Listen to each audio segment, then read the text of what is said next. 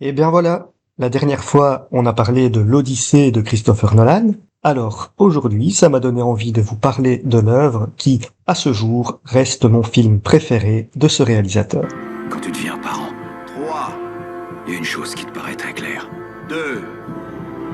Tu veux tout faire pour que tes enfants se sentent en sécurité. 1.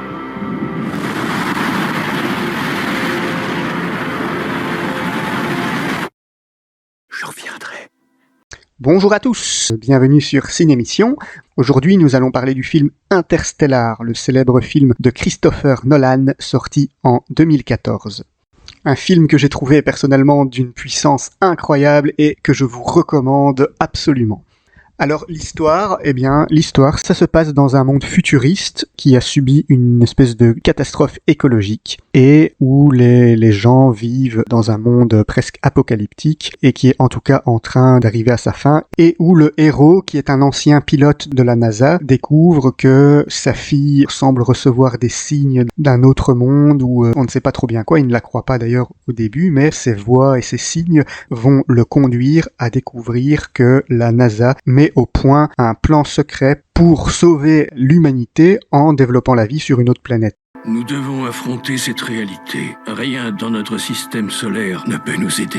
Alors, malheureusement, il y a deux plans qui sont mis au point. Le premier consiste à essayer de transporter toute l'humanité dans un autre monde qui serait habitable, tandis que le deuxième, c'est le plan B. Lui consiste à développer des embryons humains, à déplacer des embryons humains sur une nouvelle planète, de laisser l'humanité actuelle mourir et de développer une nouvelle humanité sur une autre planète. Alors évidemment, ce deuxième plan, le plan B, pose un gros problème moral, à un double point de vue. D'abord, il y a la question des embryons, du travail, des recherches sur les embryons. Que va-t-on faire de ces embryons humains? D'où viennent-ils? Ils sont congelés. Et donc, ça pose déjà toutes les questions éthiques que nous connaissons actuellement autour de la recherche à partir d'embryons humains. Le héros s'oppose totalement à cette idée, à ce plan B, et lui veut absolument faire réussir le plan A, qui est de sauver le monde entier. Le plan B, il s'y oppose pas tellement pour des questions morales quant aux embryons, on n'en parle pas tellement, mais surtout de son point de vue parce que on abandonne l'humanité entière à une mort atroce. Mais cela dit, le problème moral des embryons peut aussi être relevé. En tout cas, ce n'est pas le choix qui est posé par notre héros, et donc lui va s'appliquer à essayer de sauver l'humanité. Alors, il finira par partir. Donc je vais pas trop spoiler le pourquoi comment, mais ce qui est sûr, c'est que il va entreprendre avec d'autres équipiers astronautes un fabuleux voyage à travers l'espace, à travers des trous noirs et des couloirs spatio-temporels mystérieux, à la recherche donc de cette nouvelle planète habitable pour l'humanité.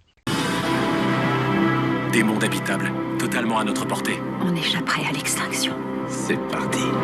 Et surtout, ils vont devoir faire face à, je dirais, une déformation spatio-temporelle qui va les pousser à faire un choix. Il y a plusieurs planètes qui sont potentiellement habitables, mais cette défaillance spatio-temporelle qui fait que le temps ne se déroule pas de la même façon dans l'espace. Donc en fait, ils voyagent à travers des trous de verre, donc qui sont des espèces de raccourcis à travers l'espace-temps qui vont leur permettre de rejoindre très rapidement deux points très éloignés de l'univers.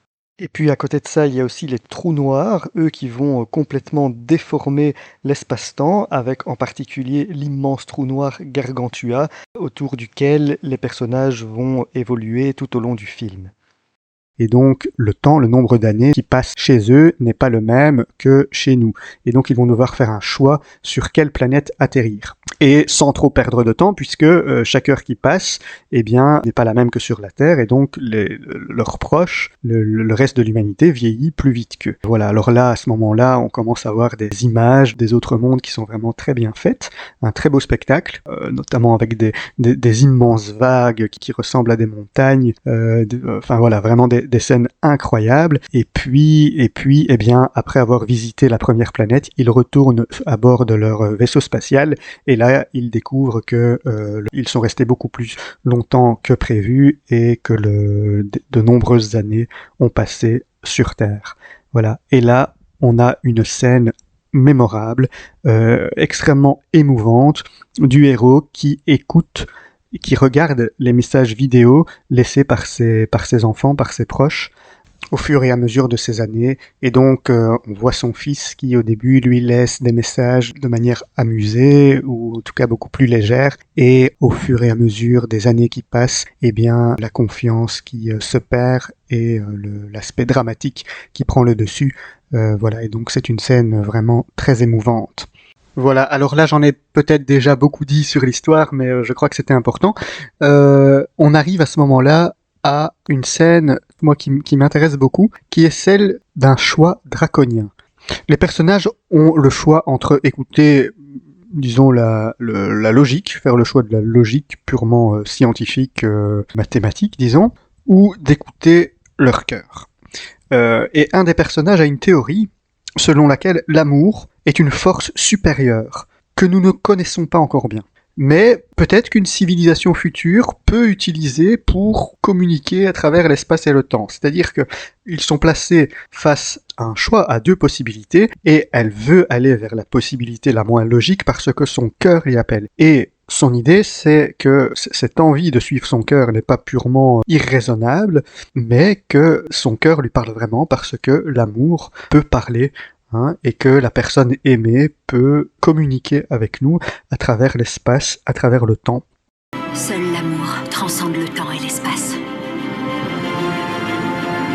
Et à la fin, eh bien, c'est elle qui aura raison. Enfin, c'est pas très très clair, il y a plusieurs interprétations sur la fin, mais en tout cas, moi, c'est mon interprétation, c'est que on a une autre scène où vraiment le personnage passe personnellement à travers un trou noir, et là, il réussit à voyager à travers non seulement l'espace, mais à travers le temps, auprès de personnes qu'il aime. C'est-à-dire que vraiment, on voit la force de l'amour qui parvient à modeler l'espace, à modeler le temps qui passe pour pouvoir communiquer avec les personnes qu'il aime, même si elles sont à une autre époque ou à des milliers d'années-lumière de là. Voilà. On le retrouve dans une espèce d'immense salle bizarre dans laquelle il parvient à communiquer avec sa fille. Alors j'ai lu une théorie qui disait que cette espèce de grande salle avait en fait été fabriquée par une civilisation à venir parce que donc sa coéquipière aurait atterri sur une autre planète et appliqué le plan B, et à partir de là fait renaître une nouvelle humanité qui aurait pu fabriquer cette machine, disons, à voyager dans le temps,